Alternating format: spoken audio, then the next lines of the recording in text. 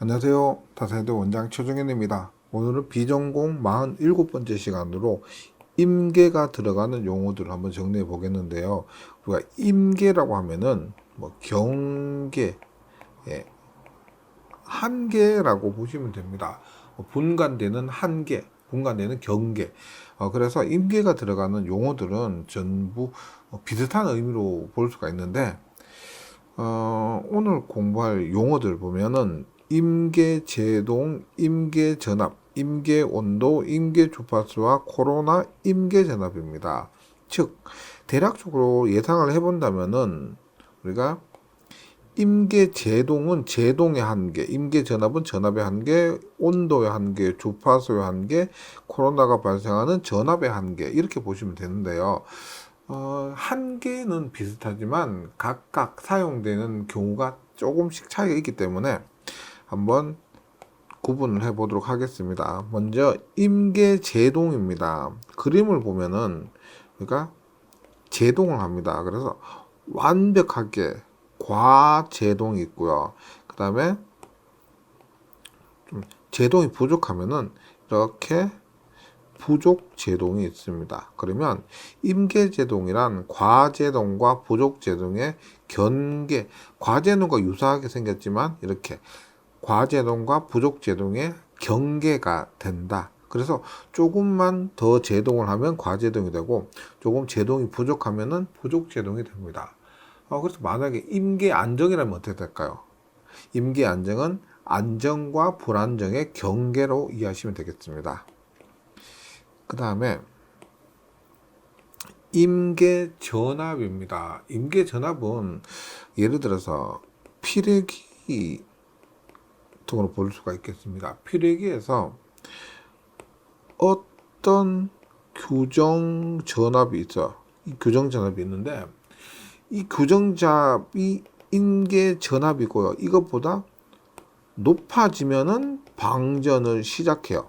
그런데 이 전압보다 낮으면 방전을 하지 못합니다. 그래서 동작 개시 전압이라고 보시면 돼요. 임계 전압 기준으로 이것보다 낮으면 동작을 못하고 이것보다 높으면 동작을 하는 전압. 그래서 개시 전압, 방전 개시 전압 이렇게 보시면 되고 임계 온도입니다. 온도의 한계인데 예를 들어서 우리가 물이 100도씨가 되면은 끓게 되겠죠.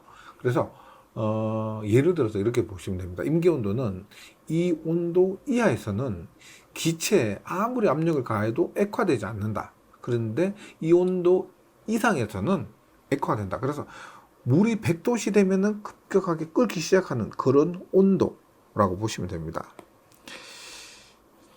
그 다음에 임계 주파수입니다. 임계 주파수는 보통 우리가 전기 자기학 과목에서 말하게 되는데요. 도체가 있습니다.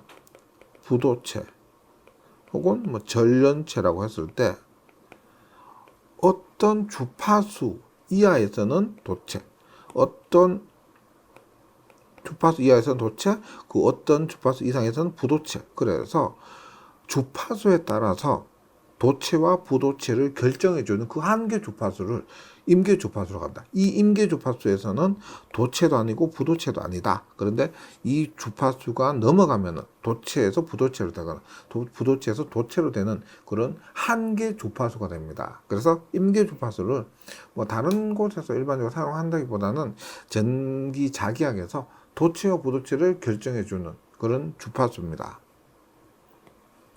마지막으로 코로나 임계 전압입니다. 코로나 코로나 방전을 시작하는 전압 혹은 코로나 방전을 시작하는 최소 전압입니다.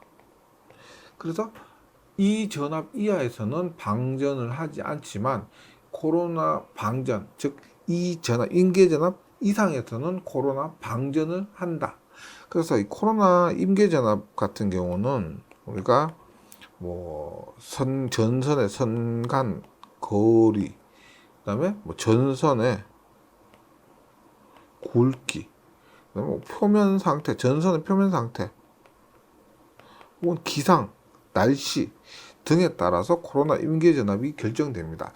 이런 것들에 의해서 코로나 임계 전압이 결정되고, 이 코로나 임계 전압 이상에서 방전을 하고요. 이 전압 이하에서는 방전을 하지 않는 그런 전압이 되겠습니다. 예, 오늘은 임계에 관련된 용어들 한번 정리해 봤습니다.